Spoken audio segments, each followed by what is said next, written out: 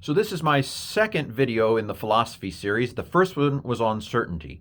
And in the first one, I basically argued that there's nothing we can be absolutely 100% certain of except the fact that something exists. I don't know whether I am an eye. I don't know whether I'm in a computer program. So certainty is a problem. The consequence of this conclusion is that almost everything, virtually everything, 99.999999999% of what I believe is on faith.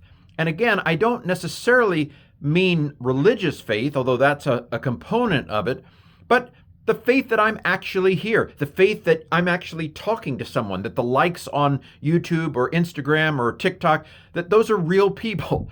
Now, I can't prove any of these things. I can't prove that these stairs that are behind me are actually real. But I get out of the way of incoming traffic. And that's where we get to what we might call a practical or a pragmatic epistemology. Epistemology is, how do I know that I know what I think I know? Practically speaking, it doesn't work very well to doubt everything. It doesn't work very well for me to doubt whether or not, there's a street out here, or whether or not it's snowing or not snowing.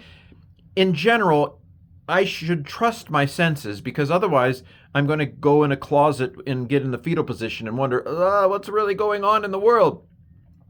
And so for the next few videos, I want to talk about this pragmatic faith that we have, this faith that we believe that stuff is actually real around us. It makes sense for us to take a lot of the world at face value. For example, rather than jumping off a cliff, maybe not, because I have a sense that I'm going to go splat if I jump off a tall enough cliff. Now, if it's only a couple feet, I might try that. But if it's 100, if it looks like it's 100 feet, I'm probably going to trust my senses and not jump off. So for the next few videos, I want to talk about a pragmatic epistemology. That is what we might call pragmatic realism, or as another way of talking about it, that I'm going to go ahead and generally trust my senses. And more importantly, next week when we do this video, I want to talk about trusting logic.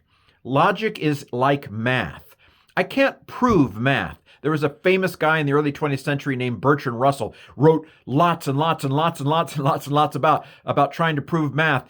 And as it turned out, there was another guy named Gödel. Gödel basically said, nope, you can't have a complete proof of math. Any system always relies on something outside of it to prove it. Now, we can maybe talk about that later. It's not important. But basically, after all of his efforts, Bertrand Russell could not actually prove that math was absolutely 100% true.